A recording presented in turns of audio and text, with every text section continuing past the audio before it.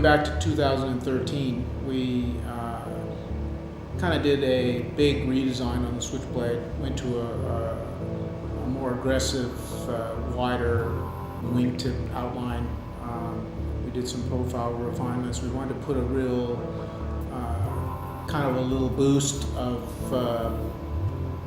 high performance feeling into this kite, and I think it was a little bit much actually at the time, because the one thing that the Switchblade has is this super predictable park and ride feeling that pretty much anybody can ride, and so at that point I believe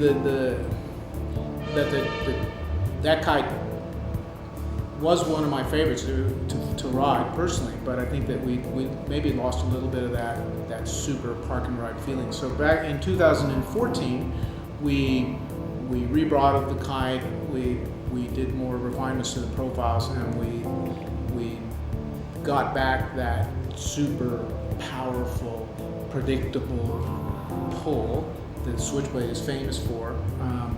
But we're able to maintain the ability to stay light in the steering and fast, and so we kind of got the best of both worlds.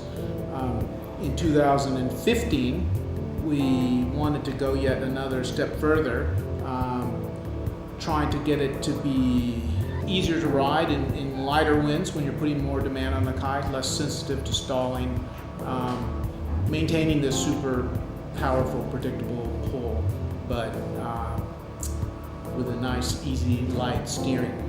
One thing we did focus on is getting a little lighter bar pressure and a little better steering, and the ability for the kite to climb uphill quicker, meaning that if you do oversheet the kite for some reason, you're a beginner and you're choking up on it, the recovery time is quicker. You unsheet and the kite responds quicker, and it flies back to 12 o'clock really easily. So, the evolution continues. I think it's a nice improvement over what we had last year, and I think that people will be very happy with the way it feels. There's one thing that's been specific to the Switchblade since the very beginning, and it's the type of aerodynamic profile that I choose to use in this kite.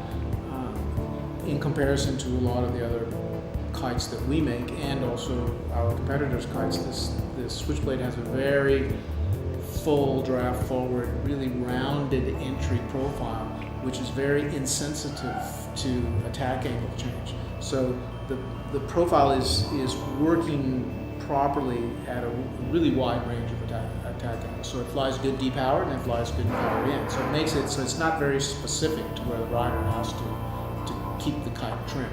Okay, so this profile is perfect for park and ride.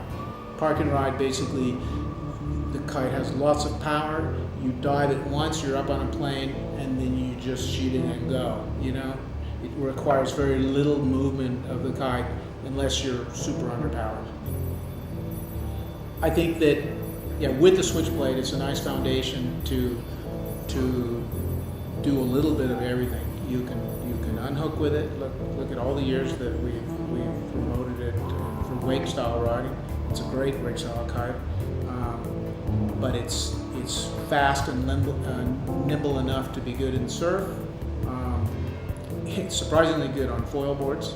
A lot of guys raced on them up until recently, but at this point it's not registered, so it's not a full-on racing kite. But it's powerful. The big sizes get you going in light winds, and you can do just about